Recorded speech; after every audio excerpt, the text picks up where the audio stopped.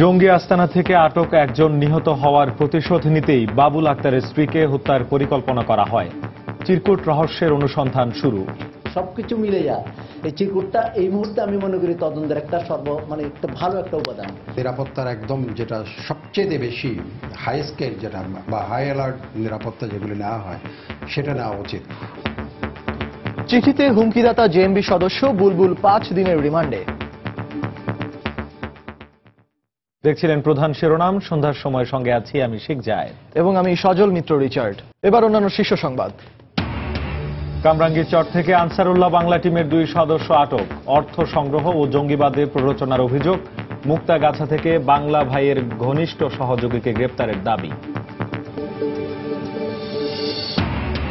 75 পরবর্তী ঘটনা বিশ্লেষণ করি ঐক্যের সিদ্ধান্ত নিয়েছিল আওয়ামী লীগ জাসদ। সৈয়দ আশরাফের বক্তব্যের জবাবে ইনু। জোট নেতাদের মিশ্র প্রতিক্রিয়া। ঈদে ঘরমুখী মানুষের যাত্রা নির্বিঘ্ন করতে চলছে রেলওয়ের প্রস্তুতি। এবারও থাকছে বিশেষ ট্রেন।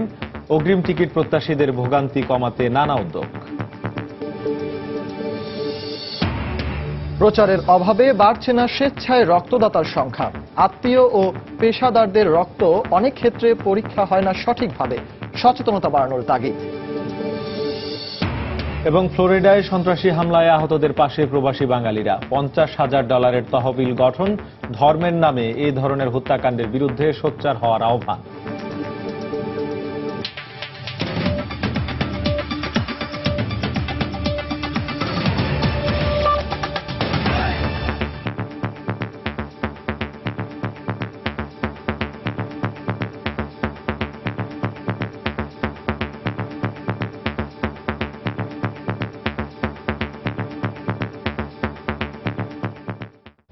চট্টগ্রামে পুলিশ কর্মকর্তা বাবুল আক্তারকে হত্যার হুমকি সম্বলিত চিঠির লেখক জেএমবি সদস্য বুলবুল সরকার ওরফে ফুয়াদকে 5 দিনের রিমান্ড মঞ্জুর করেছেন আদালত। দুপুরে মহানগর হাকিম হারুনুর রশিদ রিমান্ড মঞ্জুর করেন।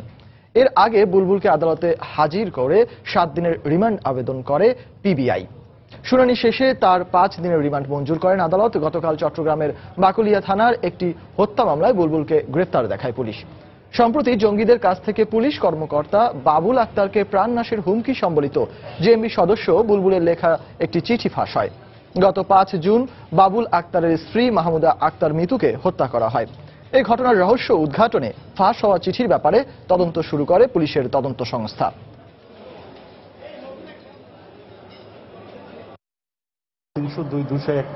দণ্ডবিধি মামলায় তাকে শুনানি দেখাইছিল গত 12/6 এবং আজকে 7 দিনের রিমান্ডের আবেদন ছিল। প্রসিকিউশন পক্ষ তার বিস্তারিত বিবরণ তুলে ধরেন এবং বিস্তারিত শুনে বিজ্ঞ ম্যাজিস্ট্রেট হারুনুর রশিদ 5 দিনের রিমান্ড মঞ্জুর করেন। চট্টগ্রামের কর্ণফুলী এলাকার জঙ্গি আস্তানা থেকে আটক একজনের নিহত হওয়ার প্রতিশোধ নিতেই বাবুল আক্তারের স্ত্রীকে হত্যার পরিকল্পনা করা হয়। জঙ্গিদের কাছ থেকে একটি চিরকুট ফাঁস হয়ে যাওয়ার পর নানা ধরনের তথ্য পেতে শুরু করেছে পুলিশ। বাবুল আক্তারকে প্রাণনাশের হুমকি সম্বলিত চিরকুট রহস্যের অনুসন্ধানও শুরু করেছে তারা। বিস্তারিত কমলদের রিপোর্টে।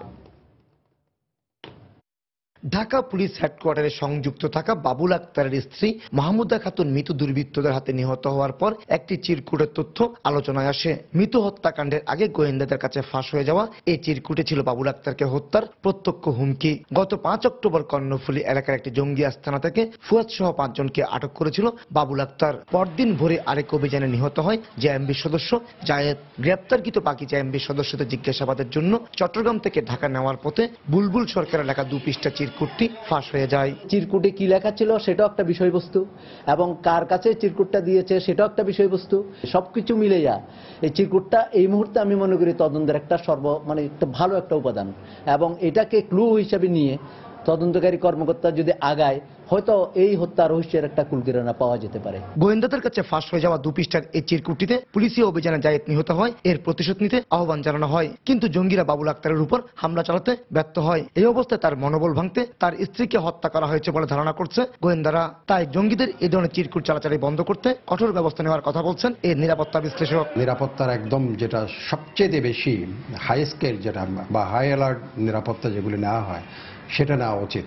কারণ এই ধরনের চিঠি চালাচালির মাধ্যমে তারা তাদের যেসব টার্গেট আছে সেগুলোকে যেমন সেগুলো নিউট্রালাইজ করার সুযোগ পাবে, অন্যদিকে তাদের নিজেদের মধ্যে আরো বেশি তাদের নিজেদের সংগঠিত করার একটা সুযোগ সৃষ্টি হয়। গত রোববার নগরের জিইসি এলাকায় গুলি এবং ছুরিকাঘাতে হত্যা করা হয় পুলিশ কর্মকর্তা বাবুল আক্তারের স্ত্রী মিতুকে। কমল দে, সময় সংবাদ, চট্টগ্রাম। রাজধানী কামরাঙ্গীরচরে গোপন বৈঠক করার সময় আনসারুল্লাহ বাংলা টিমের 2 সদস্যকে গ্রেফতারের দাবি করেছে ঢাকা মহানগর গোয়েন্দা পুলিশ। দুপুরে ডিএমপির মিডিয়া সেন্টারে সংবাদ সম্মেলনে নবগঠিত কাউন্টার টেরোরিজম ইউনিটের প্রধান জানান, গ্রেপ্তারকৃতরা সংগঠনের জন্য অর্থ ও নতুন কর্মী সংগ্রহের দায়িত্বে নিয়োজিত ছিল। তিনি আরও বলেন, বর্তমান সময়ে দেশে একের পর এক হত্যার মাধ্যমে অস্থিতিশীল পরিস্থিতি সৃষ্টির যে চেষ্টা চলছে, তার সঙ্গে জঙ্গি সংগঠনগুলোর পাশাপাশি কিছু রাজনৈতিক নেতাও যুক্ত রয়েছেন। খান মোহাম্মদ রুমেলের রিপোর্ট। সাম্প্রতিক সময়ে দেশে একের পর এক টার্গেট কিলিং এর জন্য নিষিদ্ধ উগ্রবাদী সংগঠন আনসারুল্লাহ বাংলা টিম ও জেএমবিকে দায়ী করছে আইন শৃঙ্খলা রক্ষা বাহিনী। এই প্রেক্ষাপটে জঙ্গি দমনে শুক্রবার মধ্যরাত থেকে বিশেষ অভিযানে নামে পুলিশ। সেই বিশেষ অভিযানের ধারাবাহিকতায় কামরাঙ্গীরচর থেকে মুজাহিদুল ইসলাম ও আরিফুল ইসলাম সোলাইমানি নামে এই জঙ্গি দলের 2 সদস্যকে গ্রেফতারের দাবি গোয়েন্দা কর্মকর্তাদের। তাদের কাছ থেকে চাপাতি ও উগ্রবাদী বই উদ্ধার করা হয়। গ্রেফতারকৃতদের বিরুদ্ধে কামরাঙ্গীরচর থানায় সন্ত্রাস দমন আইনে মামলা করা হয়েছে। তারা সরাসরি কোনো হত্যাকাণ্ডে যোগদান করেছে এরকম কোনো তথ্য না দিলেও আমরা জানি যে তারা দাওয়াতি কার্যক্রমের সাথে জড়িত এবং সেটা তারা স্বীকারও করেছে। স্লিভার সেলে যারা কাজ করে এরা ফুল টাইম বেতন ভাতা পায়, সেই হিসাবে বিপুল অর্থের প্রয়োজন হয়। সেই অর্থ সংগ্রহের কাজটি তারা দীর্ঘদিন ধরে করে আসছিল। এক প্রশ্নের জবাবে গোয়েন্দা কর্মকর্তা বলেন, টার্গেট কিলিং এর মাধ্যমে দেশে একটি ভীতিকর পরিবেশ সৃষ্টির যে উদ্দেশ্যে কাজ করছে জঙ্গিরা, তার সঙ্গে কিছু রাজনৈতিক নেতার অপতৎপরতার মিল রয়েছে। আসলাম চৌধুরী নামক একজন ভদ্রলোক, একটা দলের যুগ্ম মহাসচিব, মোসাদের সাথে মিটিং করে এবং ইন্ডিয়াকে খেপিয়ে তোলার চেষ্টা করছিল যে এই দেশে মাইনরিটি কমিউনিটি অর্থাৎ হিন্দুদের উপর নির্যাতন করা হচ্ছে, তাদের হত্যা করা হচ্ছে এবং এরা সরাসরি হত্যাকাণ্ডে লিপ্ত। তো ফলে এই যে দুই পক্ষের চাওয়ার ভিতরে অনেকটা মিল রয়েছে। মাসখানেক আগে আনসারুল্লাহ বাংলা টিমের 6 জঙ্গির ছবি প্রকাশ করে যে বিজ্ঞপ্তি দেওয়া হয়েছিল, তাদের কয়েকজনকে শনাক্ত করা হয়েছে বলেও জানান তিনি। খান মোহাম্মদ রুমেল, সময় সংবাদ, ঢাকা। এদিকে ময়মনসিংহের মুক্তাগাছা থেকে গরিবুল্লাহ নামে বাংলা ভাইয়ের ঘনিষ্ঠ সহযোগীকে গ্রেফতারের দাবি করেছে পুলিশ। পুলিশ জানায়, ভোরে উপজেলার বিন্নাকুড়ি গ্রামে গরিবুল্লাহ আকন্দ অবস্থান করছে এমন সংবাদ পায় তারা। পরে মুক্তাগাছা থানার ভারপ্রাপ্ত কর্মকর্তা আবু মোহাম্মদ ফজলুল করিমের নেতৃত্বে অভিযান চালায় পুলিশ। এ সময় গরিবুল্লাহকে হাতে নাতে গ্রেফতার করা হয়। তার বিরুদ্ধে মুক্তাগাছা থানায় হত্যা, বিস্ফোরক আইন ও জরুরি বিধিমালা সহ 4টি মামলা রয়েছে। এছাড়া গরিবুল্লাহ আকন্দ বাংলা ভাইয়ের ঘনিষ্ঠ সহকারী এবং আশ্রয়দাতা ছিল বলেও নিশ্চিত করেছে পুলিশ।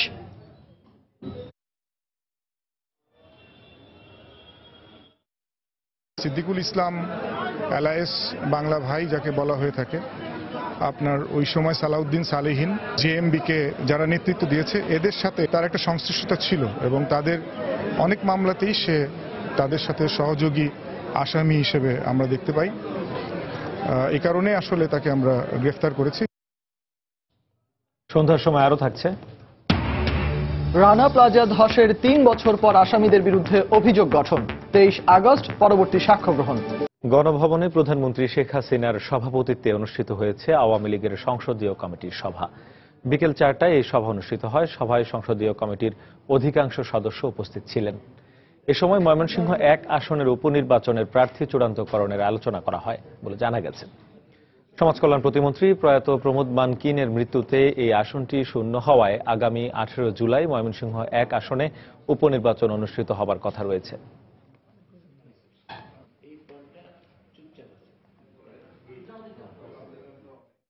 জাসদ ইস্যুতে আওয়ামী লীগের সাধারণ সম্পাদক সৈয়দ আশরাফুল ইসলামের মন্তব্যের জবাব দিলেন দলটির সভাপতি হাসানুল হক ইনু। ইতিহাস না ঘেঁটে তার দলের নেতাকর্মীদের কারো উস্কানিতে বিভ্রান্ত না হওয়ার আহ্বান জানিয়েছেন তিনি। এদিকে সৈয়দ আশরাফের বক্তব্যকে তার ব্যক্তিগত বলে জানিয়েছেন আওয়ামী লীগের সভাপতিমণ্ডলীর সদস্য ওবায়দুল কাদের। পৃথক অনুষ্ঠানে তারা এই কথা বলেন। সোমবার ছাত্রলীগের বর্ধিত সভায় সরকারের অন্যতম শরিক জাসদ নিয়ে মন্তব্য করে বিতর্কের সূচনা করেন আওয়ামী লীগের সাধারণ সম্পাদক ও সরকারের মন্ত্রী সৈয়দ আশরাফুল ইসলাম। এই সময় ৭১ পরবর্তী সময়ে জাসদের ভূমিকা নিয়ে প্রশ্ন তোলার পাশাপাশি বর্তমান সরকারে জাসদের একজন মন্ত্রী থাকার বিষয়ে কথা বলেন আওয়ামী লীগের এই নেতা। একজন মন্ত্রী দেওয়া হয়েছে এটি যথেষ্ট, তার প্রাশ্চিত্য কিন্তু সারা জীবনেই ভুগতে হয়। তবে একদিন পরে ঝিনাইদহে আয়োজিত এক অনুষ্ঠানে সৈয়দ আশরাফের বক্তব্যের জবাব দেন জাসদের সভাপতি ও তথ্যমন্ত্রী হাসানুল হক ইনু। এটা কাদা ছোড়াছুড়ির সময় না। ৭২ থেকে ৭৫-এর ঘটনাটা ইতিহাসের পাতায় চলে গিয়েছে, এটা ইতিহাস চর্চার সময় না। ৭৫-এর পূর্বাপর ঘটনার বিশ্লেষণ করেই জাসদ এবং আওয়ামী লীগ এবং শেখ হাসিনা আমরা ঐক্যের সিদ্ধান্ত নিয়েছি এবং তার ভিত্তিতে ১৪ দল গড়ে উঠেছে। এই ঐক্য দেশের জন্য মঙ্গলজনক, তা ইতিমধ্যেই প্রমাণ পেয়েছি আমরা। সুতরাং ঐক্য বজায় রাখুন, কাদা ছোড়াছুড়ি বন্ধ করুন। এছাড়া রাজধানীতে জাসদের এক কর্মসূচিতেও দলটির নেতারা সমালোচনা করেন সৈয়দ আশরাফের মন্তব্যে। এই ধরনের কাদা ছোড়াছুড়ি আমাদের ঐক্যকে বিনষ্ট করবে, আমাদের মুক্তিযুদ্ধের শক্তিকে দুর্বল করবে। বরঞ্চ আসুন ওই জঙ্গি মোকাবেলা করবার জন্য, নাগরিকের নিরাপদ জীবন তৈরি করবার জন্য, গুপ্ত হত্যা বন্ধ করবার জন্য ১৪ দলের ঐক্যকে আরো শক্তিশালী করি। এদিকে পৃথক এক অনুষ্ঠানে সড়ক পরিবহন মন্ত্রী ওবায়দুল কাদের বলেন, সৈয়দ আশরাফের এই বক্তব্য তার ব্যক্তিগত। আমাদের সাধারণ সম্পাদক বিষয়টি তার ব্যক্তিগত মতামত, এটা আমাদের দলের বা সরকারের কোনো সিদ্ধান্ত নয়। এ ধরনের কোনো সিদ্ধান্ত সরকারিভাবেও হয়নি, দলীয়ভাবেও হয়নি।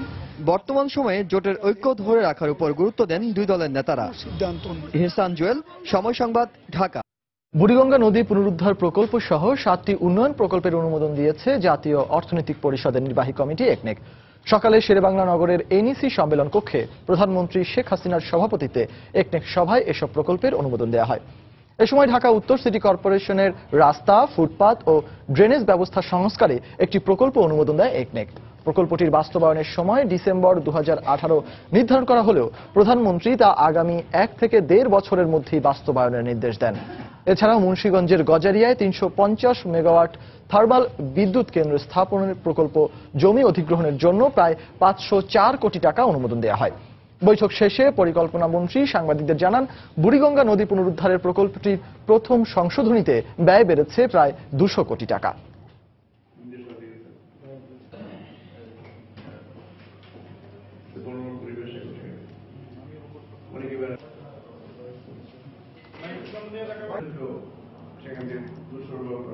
বুড়িগঙ্গা নদী পুনরুদ্ধার এই প্রকল্পটিতে আমাদের টাকা খরচ হবে 1125 কোটি 59 লাখ টাকা, 13% অগ্রগতি। এই জন্য আমরা 4 বছর বাড়াইছি। তো 4 বছর বাড়াতে মাননীয় প্রধানমন্ত্রী আপত্তি করেছেন, এটাকে আরো পিরিয়ডটি কমানোর জন্য বলা হয়েছে। ঢাকা সিটি কর্পোরেশন উত্তর 1025 কোটি 87 লাখ টাকা আমরা তাদেরকে আজকে দিয়েছি। এতে করে রাস্তাঘাটের উন্নয়ন হবে প্রায় 204 কিলোমিটার, ড্রেন নির্মাণ হবে 267 কিলোমিটার, ফুটপাথ নির্মাণ হবে 129 কিলোমিটার। এই প্রকল্পটি আমরা চেষ্টা করব 1 থেকে 1.5 বছরের মধ্যে শেষ করার জন্য। ঈদে ঘরমুখী মানুষের বাড়ি ফেরা নির্বিঘ্ন করতে যাবতীয় প্রস্তুতি সম্পন্ন করেছে বাংলাদেশ রেলওয়ে। যাত্রী সেবা বাড়াতে প্রতি বছরের মতো এবছরও থাকছে বিশেষ ট্রেন সার্ভিস। ঈদ উপলক্ষে কমলাপুর রেল স্টেশনে অগ্রিম টিকিট কিনতে আসা যাত্রীদের কথা বিবেচনায় রেখে এবার থাকছে বাড়তি সুবিধাও। বিস্তারিত তানিম মেহেদি রিপোর্টে। ট্রেনের টিকিটের জন্য কমলাপুর রেলওয়ে স্টেশনের চিরচেনা এ দৃশ্য বছর ঘুরে আসে শুধু ঈদের সময়। কাঙ্ক্ষিত টিকিট প্রাপ্তি যেন যুদ্ধ জয়ের শামিল। তবে এবছর অগ্রিম টিকিট প্রত্যাশীদের জন্য কিছুটা স্বস্তির খবর আছে। কমলাপুরের কাউন্টারগুলোর সামনে বসানো হচ্ছে বৈদ্যুতিক পাখা। পবিত্র ঈদ উল ফিতর উপলক্ষে যাত্রীদের সুবিধার্থে আমরা এই ফ্যানগুলো লাগাচ্ছি, যেহেতু যাত্রীরা প্রচুর পরিমাণে ভিড়ের জায়গা জমায়। লাইন টানতেছি, এই ফ্যান বসাইতেছি, এখন আপাতত বৃষ্টি আইছি। ছোটখাটো সংস্কারের পাশাপাশি শেষ হয়েছে প্ল্যাটফর্মগুলোতে সৌন্দর্য বর্ধনের কাজও। অসম্পূর্ণ কাজগুলো রয়েছে শেষ পর্যায়ে। রাজের কাজ হয়ে গেছে, এখন রঙের কাজ চলছে। রঙের কাম তো এই মাসটা ফুললি চলবে আর কি, ঈদের আগে কমপ্লিট। অর্ধেক কাজ হয়ে গেছে, এখন অর্ধেক দিকে কাজ চলে। পরে যাইব ওই টিকিট কাউন্টার ওই সামনে। যাত্রী সেবা বাড়াতে ঈদ মৌসুমে ঢাকা চট্টগ্রাম রুটে নতুন ট্রেন যোগ হচ্ছে বলে জানালেন কমলাপুরের স্টেশন ম্যানেজার। 9টার পরিবর্তে 8টায় টিকিট দেওয়া শুরু করব। আশা করি প্রতি বছরের মতো এবারও মানুষ লাইনে দাঁড়িয়ে সুষ্ঠুভাবে টিকিট সংগ্রহ করতে পারবে। 25 তারিখ থেকে একটা নতুন ট্রেন ঢাকা চট্টগ্রাম দিকে আমরা প্রবর্তন করে যাচ্ছি। আগামী 22 জুন থেকে রেলের অগ্রিম টিকিট বিক্রি শুরু হবে। তানিম মেহেদি, সময় সংবাদ, ঢাকা। আসন্ন ঈদ উদযাপনের প্রায় সব প্রস্তুতি শেষ হয়েছে বলে জানিয়েছেন ধর্ম মন্ত্রণালয়ের ভারপ্রাপ্ত সচিব জালাল উদ্দিন। সকালে সচিবালয়ে সাংবাদিকদের একথা জানান তিনি। সচিব বলেন, ঈদের দিন দুর্যোগপূর্ণ আবহাওয়া না থাকলে সকাল 8:30টায় জাতীয় ঈদগাহ ময়দানে ঈদের প্রধান জামাত অনুষ্ঠিত হবে। তবে আবহাওয়া খারাপ থাকলে সকাল 9টায় জাতীয় মসজিদ বাইতুল মোকাররমে জামাত হবে বলে জানান তিনি। প্রতিবারের ন্যায় আমাদের প্রধান জামাত অনুষ্ঠিত হবে জাতীয় ঈদগাহ ময়দানে সকাল 8:30টায়।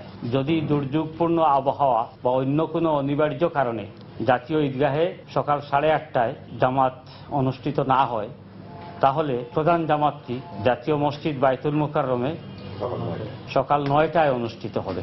বাইতুল মোকাররম মসজিদে মোট 5টি জামাত অনুষ্ঠিত হবে। সন্ধ্যার সময় আরো থাকছে ইউরোর মিশন জয় দিয়ে শুরুর সংকল্প ক্রিস্টিয়ানো রোনালদোর। নিজেদের প্রথম ম্যাচে পর্তুগালের প্রতিপক্ষ আইসল্যান্ড। সাভারের রানা প্লাজা ধসের ঘটনায় করা ইমারত নির্মাণ আইনের মামলায় ভবন মালিক সোহেল রানা ও তার মা বাবা সহ 18 আসামির বিরুদ্ধে অভিযোগ গঠন করেছেন আদালত। এরই মধ্য দিয়ে প্রায় 4 বছর পর এই মামলার বিচারিক কার্যক্রম শুরু হলো। আজ ঢাকার অতিরিক্ত মুখ্য বিচারিক হাকিম মুস্তাফিজুর রহমান আসামিদের বিরুদ্ধে অভিযোগ গঠন করে এই মামলায় সাক্ষ্য গ্রহণ শুরুর জন্য 23 আগস্ট দিন ধার্য করেছেন। 2013 সালের 24 এপ্রিল সাভারের বাজার সংলগ্ন 8 তলা রানা প্লাজা ধসে সহস্রাধিক মানুষের প্রাণহানি ঘটে। আহত ও পঙ্গু হন প্রায় 2000 শ্রমিক। ভবন ধসের ঘটনায় কয়েকটি মামলা করা হয়। এর মধ্যে রাজুকের করা ইমারত নির্মাণ আইনের মামলার অভিযোগপত্রে সোহেল রানা সহ 18 জনকে আসামি করেন মামলার তদন্ত কর্মকর্তা। তো বিজ্ঞ আদালত উভয় পক্ষের বক্তব্য শুনে আসামিদের অব্যাহতি সংক্রান্ত দরখাস্তগুলো নামঞ্জুর করেছেন এবং নামঞ্জুর করে আসামিদের বিরুদ্ধে সংশ্লিষ্ট ধারায় চার্জ গঠন করেছেন এবং ঢাকার অতিরিক্ত chief judicial magistrate Mustafizur Rahman আগামী 23/8 এই মামলায় রাষ্ট্রপক্ষের সাক্ষ্য গ্রহণের জন্য তারিখ নির্ধারণ করেছেন।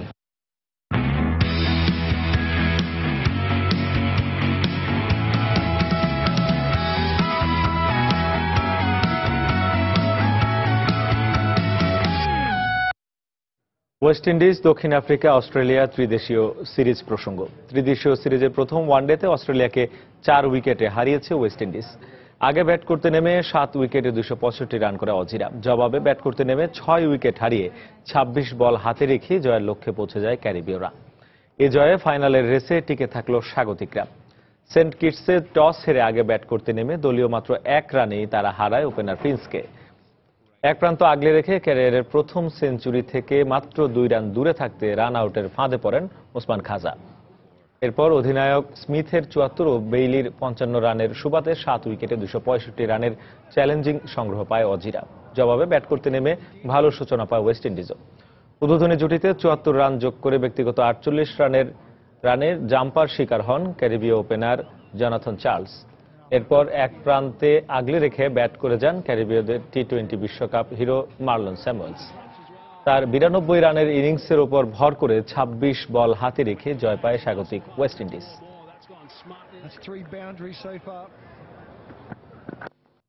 দেশে অসচেতনতা ও যথাযথ প্রচারণার অভাবে স্বেচ্ছায় রক্তদাতার সংখ্যা বাড়ছে না। বছরে 9 লাখ ব্যাগ রক্তের চাহিদার বিপরীতে মিলছে 7 লাখ। এর মধ্যে 30% আসে স্বেচ্ছায় রক্তদাতাদের কাছ থেকে, বাকি 70% আসে আত্মীয় ও পেশাদার রক্তদাতাদের কাছ থেকে। আর এসব রক্ত সঠিকভাবে পরীক্ষা না হওয়ায় পরিসঞ্চালনের পর দেখা যায় নানা জটিলতা। ঘাটতি মেটানোর পাশাপাশি নিরাপদ রক্ত পরিসঞ্চালনের জন্য স্বেচ্ছায় রক্তদাতার সংখ্যা বাড়ানোর কোনো বিকল্প নেই বলে অভিমত বিশেষজ্ঞদের। বিস্তারিত জানাচ্ছেন ফেরদৌস লিপি।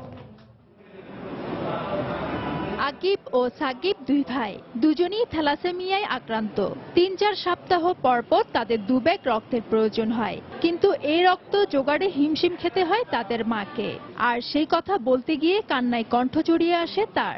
যখন নিয়মিত একটা বাচ্চার জন্য ব্লাড চা হয়, একজন ডোনারের কাছে একজন চাইলাম বা আরেকজন বন্ধু বান্ধবের কাছে চা হয়, তখন অনেক অনুগ্রহ দেখায়, কিন্তু মানে অনেকেই বিরক্ত হয়। তারপরে কাছে হয়তো অনেকে কিছু বলতে পারে না, কিন্তু বোঝানো যায়। এছাড়া তাৎক্ষণিক প্রয়োজনেও 1 ব্যাগ রক্তের জন্য অনেককে হন্যে হয়ে ছুটতে হয় দিক বিদিক। বিপদে একটু রক্ত দরকার, রক্ত নানান জায়গায় বিচাইতেছি, পাইতে না, রক্তটা পাইতেছি না। বিভিন্ন জায়গায় আত্মীয় স্বজনের কাছে খুঁজছি, পাই নাই।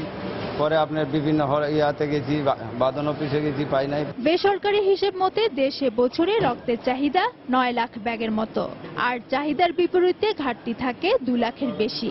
অনেকে স্বপ্রণোদিত হয়ে নিয়মিত রক্ত দিয়ে থাকেন, তবে তার হার খুবই কম। যেখানে উন্নত এমনকি প্রতিবেশী ভারতে এর হার 65% উপরে। একটা মানুষের জীবন বাঁচানো অবশ্যই অনেক মহৎ কাজ, এবং পাশাপাশি হচ্ছে যে স্বেচ্ছায় গিয়ে রক্ত দেওয়ার পর হচ্ছে যে নিজের মধ্যে একটা পুলক অনুভব করি। স্বেচ্ছায় রক্তদানের ব্যাপারে মানুষের মধ্যে যে ধরনের সচেতনতা তৈরি হওয়া দরকার, যে ধরনের সাড়া পাওয়া দরকার, এবং সেইভাবে আসলে কাজ করা হয় না। উন্নত বিশ্বে আমরা স্বেচ্ছায় রক্তদাতার সংখ্যা সবচেয়ে বেশি। সংগ্রহীত রক্তের মধ্যে পেশাদার রক্তদাতাদের রক্ত সবচেয়ে বিপজ্জনক বলে অভিমত বিশেষজ্ঞদের। এডিক্ট যারা আছে, ড্রাগ এডিক্ট, তারাই তো পেট এগুলো কোনো ব্লাডে আপনার বিভিন্ন ডিজিজ যেগুলো আছে, hepatitis B, hepatitis C, syphilis, HIV, AIDS, এইসব ডিজিজে তারা সংক্রমিত থাকে। এছাড়া বিশেষজ্ঞরা বলছেন 120 দিন পর মানুষের পুরনো রক্তকণিকা মরে গিয়ে নতুন করে তৈরি হয়। তাই একজন স্বাভাবিক সুস্থ মানুষ প্রতি 4 মাস পর পর 1 ব্যাগ রক্ত দিতে পারেন। ফেরদৌস লিপি, সময় সংবাদ, ঢাকা। মরা মুরগি বিক্রি করায় রাজধানীর মালিবাগের একটি রেস্টুরেন্ট মালিককে 3 লাখ টাকা জরিমানা এবং 2 মুরগি বিক্রেতাকে 3 মাসের বিনাশ্রম কারাদণ্ড দিয়েছেন ভ্রাম্যমাণ আদালত। দুপুরে মালিবাগ মৌচাক এলাকায় ডিএমপির নির্বাহী ম্যাজিস্ট্রেট মশিউর রহমান এই অভিযান পরিচালনা করেন। প্রথমে মালিবাগ কাঁচা বাজার থেকে 2 থেকে 3 মণ মরা মুরগি ও পচে যাওয়া গরুর মাংস জব্দ করা হয়। এ সময় 2 বিক্রেতাকে আটক করা হলে তারা এসব মরা ও মেয়াদোত্তীর্ণ মুরগি বিভিন্ন সুপার শপ থেকে কিনে রাজধানীর নামিদামি রেস্টুরেন্টে সরবরাহ করে বলে স্বীকার করে। জব্দ করা মাংসগুলো তাৎক্ষণিকভাবে আগুনে পুড়িয়ে ফেলা হয়। পরে ভ্রাম্যমাণ আদালত মৌচাকে মা রাধুনী রেস্টুরেন্টে অভিযান চালিয়ে সেখান থেকে 5 থেকে 6 কেজি মাংস উদ্ধার করে। এ সময় রেস্টুরেন্ট মালিককে আটক করে 3 লাখ টাকা জরিমানা করা হয়। পুরো রমজান মাস জুড়ে এই অভিযান চলবে বলেও জানান ম্যাজিস্ট্রেট। মেয়াদ উত্তীর্ণ হয়ে গেছে সেই কিছু গরুর মাংস এবং মরা মুরগি যেগুলো ওরা বিক্রি করতেছিল, ওদের হাতে হাতে আমরা গ্রেপ্তার করি। 2 জন আসামিকে স্বীকার করেছে। তাদের স্বীকারোক্তি অনুযায়ী এই রেস্টুরেন্টে আসলাম। রেস্টুরেন্টে এসে ওরা স্বীকার করলো যে এই লোক আমাদের কাছ থেকে এই মরা মুরগিগুলো ক্রয় করে। তো রেস্টুরেন্টের মালিককে আমরা 3 লক্ষ টাকা জরিমানা করেছি। আর ওরা যে অপরাধ করতেছে, ওরা যেহেতু নিম্নবিত্ত গরিব, সেই বিবেচনায় আমরা ওদেরকে 3 মাসের বিনাশ্রম কারাদণ্ড প্রদান করেছি।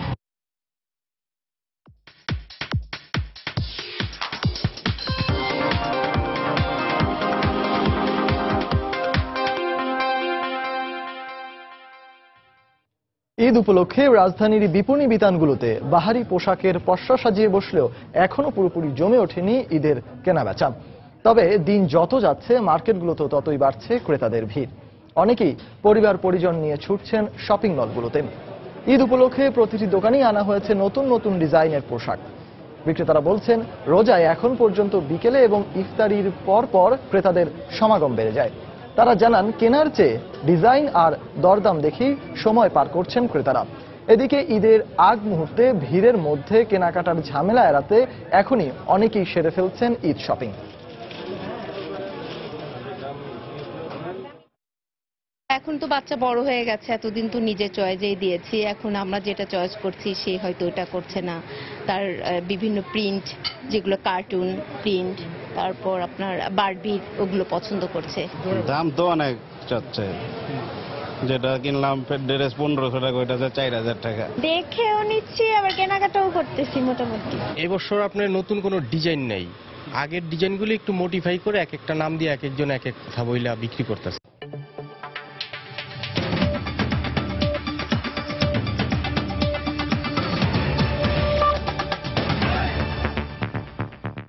ফ্লোরিডার অরল্যান্ডোয় সন্ত্রাসী হামলায় আহতদের রক্তদান ও খাবার পানীয় সরবরাহ করে তাদের পাশে দাঁড়িয়েছে প্রবাসী বাঙালিরা। হতাহতদের সাহায্যে বাঙালিদের নেতৃত্বে স্থানীয় মুসলিম কমিউনিটির পক্ষ থেকে একদিনে $50,000 তহবিল গঠন করা হয়েছে। তবে ধর্মকে ব্যবহার করে এই ধরনের হত্যাকাণ্ড অভিবাসী মুসলিম কমিউনিটির উপর সুদূর প্রসারী নেতিবাচক প্রভাব ফেলতে পারে বলেও মত তাদের। এই অবস্থায় বাংলাদেশিদের মার্কিন রাজনীতিতে অংশগ্রহণ জরুরি হয়ে পড়েছে বলে মনে করেন তারা। নিউ ইয়র্ক থেকে শিহাবুদ্দিন কিসলুর পাঠানো তথ্য ও ছবি নিয়ে ডেস্ক রিপোর্ট। অরল্যান্ডো নাইট ক্লাবে সন্ত্রাসী হামলায় হতাহতদের স্মরণে প্রদীপ প্রজ্বলনে অংশ নেন প্রবাসী বাঙালি সহ ধর্ম বর্ণ নির্বিশেষে সব সম্প্রদায়ের মানুষ। অরল্যান্ডের হান্টিংটনে প্রায় 1000 প্রবাসী বাঙালির বসবাস। সেখানে সপরিবারে বসবাসরত ব্যবসায়ী ও ঢাকা বিশ্ববিদ্যালয়ের সাবেক প্রগতিশীল ছাত্রনেতা শেলি আহসান জানান, নিরাপত্তা বাহিনীর নিরলস চেষ্টায় পরিস্থিতি এখন অনেকটাই স্বাভাবিক হয়ে এসেছে। কালকে যেমন আমি গতকাল মসজিদে গেলাম নামাজ পড়তে, দেখলাম যে অনেক লোকই দেখলাম খুব ভীত সন্ত্রস্ত, আসলে খুব প্যানিক, আর কিছু না। তবে সিকিউরিটি খুব টাইট। আমাদের মসজিদে আমার পুলিশ ছিল, পুলিশের চিফ ছিল, তার সাথে আমাদের কথাবার্তা হয়েছে। সেই মসজিদে সবাই আশ্বস্ত করছে যে আমরা will give you full security, there will be no problem. এটা রমজানের মাস, বুঝছো না, সবাই একটু ভীত সন্ত্রস্ত মসজিদে যায়, বাই চান্স যদি কেউ কোনো প্যানিক করে কিংবা কোনো রকম ট্রাবল ক্রিয়েট করে কিনা। তো anyway, everything is actually smooth right now. অরল্যান্ডোর সর্বপ্রথম বাঙালি ও মূলধারা রাজনীতিক MK হোসাইন হিটু জানান, এ ধরনের ঘটনার পরেও বিশেষ করে স্থানীয় প্রশাসনের অভূতপূর্ব সাহায্য সহযোগিতা পাচ্ছেন তারা। বাংলাদেশি কমিউনিটির সদস্যরাও আহতদের প্রতি রক্তদান সহ নানা ধরনের সহযোগিতার হাত বাড়িয়ে দিচ্ছেন বলেও জানান এই প্রবাসী। 9/11-এর পর থেকে আমাদের এফেক্ট করে। তো সবচেয়ে খারাপ হচ্ছে যে আমেরিকাতে যে এখন পলিটিক্যাল যে কন্ডিশন আছে, তার মধ্যে এই জিনিসটা হওয়াতে আমাদের জন্য আসলে it's not a good sign for us. আমরা হোপফুল যে আমাদের নেক্সট জেনারেশন এর মধ্যে ইনভলভ থাকবে এবং আমেরিকার পলিটিক্যাল সিস্টেমের মধ্যে আমাদের একটা ভয়েস থাকবে। উইদাউট আওয়ার ভয়েস অ্যাকচুয়ালি আমাদের এখানে কোনো কিন্তু কিছু করা সম্ভব হবে না। যেটা অন্যান্য এথনিক গ্রুপ, হিসপ্যানিক বলেন, আপনার আফ্রিকান বলেন, এদের সবাই আছে।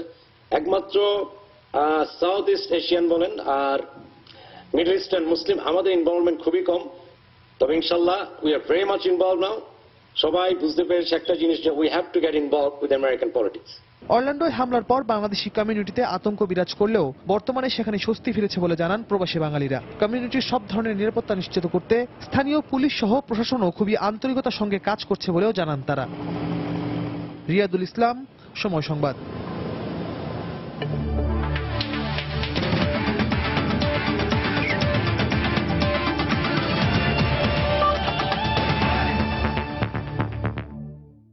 ইউরো চ্যাম্পিয়নশিপের খবর। প্রথম ইউরো জয়ের মিশন শুরু করতে যাচ্ছে পর্তুগাল। গ্রুপ এফ এর ম্যাচে ক্রিশ্চিয়ানো রোনালদোর দল মুখোমুখি হবে প্রথমবারের মতো ইউরোতে খেলা আইসল্যান্ডের। প্রতিপক্ষ শক্তিশালী হলেও ইউরো অভিষেক স্মরণীয় করে রাখতে চায় আইসল্যান্ড। সেন্ট এতিয়েনে ম্যাচটি শুরু হবে আজ বাংলাদেশ সময় রাত 1টায়। নিজেদের 105 বছরের ফুটবল ইতিহাসে এই প্রথম বড় কোনো টুর্নামেন্টে খেলছে আইসল্যান্ড। প্রথমবারের মতো ইউরোতে খেলার আনন্দটাই তাদের তাড়িত করছে দারুণভাবে। তবে ইউরোতে নিজেদের অভিষেক ম্যাচেই ভাইকিংদের জন্য পরিচিত দেশটিকে পড়তে হচ্ছে কঠিন পরীক্ষায়। প্রতিপক্ষ র্যাঙ্কিংয়ের 8 নম্বরে থাকা পর্তুগাল। দুদলের পরিসংখ্যানে এগিয়ে পর্তুগিজরাই। 2012 ইউরোর বাছাই পর্বে দুবার সহ মোট 4 দেখায় সবকটিতেই জয় পর্তুগালের। কিন্তু অভিজ্ঞ গুডজনসন সিগুরসনদের নিয়ে স্বপ্ন দেখছে আইসল্যান্ড।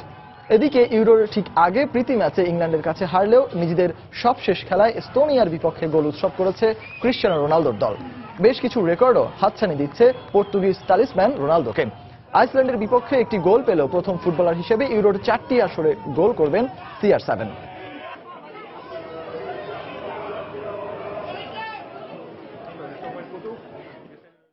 এদিকে গ্রুপ ই এর ম্যাচে সোমবার রাতে শক্তিশালী বেলজিয়ামকে হারিয়ে ইউরো চ্যাম্পিয়নশিপে দুর্দান্ত সূচনা করেছে 1968 সালের শিরোপাজয়ী ইতালি। ম্যাচে রেড ডেভিলদের বিপক্ষে 2-0 গোলে জয় পেয়েছে আর্জুরিরা। ইতালির হয়ে গোল দুটি করেছেন ইমানুয়েল গিয়াচেরিনি ও গ্রাজিয়ানো পেল্লে। শুরু থেকেই তারকায় ঠাসা বেলজিয়ামের রক্ষণ দুর্গে মুহুর্মুহু আক্রমণ সানিয়েও বারবারই ব্যর্থ হয় ইতালি। ম্যাচের 11 মিনিটই এগিয়ে যেতে পারত বেলজিয়াম, কিন্তু দলের অন্যতম বড় তারকা ডি ব্রুইনের ব্যর্থতায় সেটি আর হয়ে ওঠেনি। ম্যাচের 32 মিনিটে বনুচ্চির অ্যাসিস্ট করা বলকে কাজে লাগান ইতালির attacking midfielder Emanuele Giaccherini. Italy lead পায় 1-0 গোলের। দ্বিতীয়ার্ধে দুদলের ফুটবলারই বেশ কয়েকটি হলুদ কার্ড দেখলে ম্যাচের সৃষ্টি হয় উত্তেজনার। ম্যাচে যোগ করার সময়ে কান্ড্রেভার অ্যাসিস্ট করা বলকে কাজে লাগান ইতালির স্ট্রাইকার গ্রাজিয়ানো পেল্লে, আর তাতেই 2-0 গোলের জয় নিশ্চিত হয় আর্জুরিদের। এই জয়ের ফলে যে কোনো ধরনের প্রতিযোগিতামূলক ফুটবলে সবশেষ 34 বছর ধরে রেড ডেভিলদের বিপক্ষে অপরাজিত থাকার রেকর্ড ধরে রাখল অধিনায়ক বুফনের ইতালি।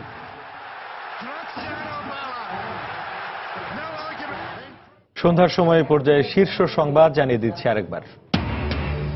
জঙ্গি আস্তানা থেকে আটক একজনের নিহত হওয়ার প্রতিশোধ নিতেই বাবুল আক্তারের স্ত্রীকে হত্যার পরিকল্পনা করা হয়। 5 দিনের রিমান্ডে হুমকিদাতা বুলবুল। কামরাঙ্গীরচর থেকে আনসারুল্লাহ বাংলা টিমের 2 সদস্য আটক। অর্থ সংগ্রহ ও জঙ্গিবাদে প্ররোচনার অভিযোগ। মুক্তাগাছা থেকে বাংলা ভাইয়ের ঘনিষ্ঠ সহযোগীকে গ্রেফতারের দাবি। 75 পরবর্তী ঘটনা বিশ্লেষণ করেই ঐক্যের সিদ্ধান্ত নিয়েছিল আওয়ামী লীগ জাসদ। সৈয়দ আশরাফের বক্তব্যের জবাবে ইনু। জোট নেতাদের মিশ্র প্রতিক্রিয়া। ঈদে ঘরমুখী মানুষের যাত্রা নির্বিঘ্ন করতে চলছে রেলওয়ের প্রস্তুতি। এবারও থাকছে বিশেষ ট্রেন। অগ্রিম টিকিট প্রত্যাশীদের ভোগান্তি কমাতে নানা উদ্যোগ। এবং ফ্লোরিডায় সন্ত্রাসী হামলায় আহতদের পাশে প্রবাসী বাঙালিরা। $50,000 তহবিল গঠন। ধর্মের নামে এ ধরনের হত্যাকাণ্ডের বিরুদ্ধে সোচ্চার হওয়ার আহ্বান। এই ছিল সন্ধ্যার সময়। যে কোনো খবর পেতে ভিজিট করুন সময়নিউজ.tv। সঙ্গে থাকুন সময়।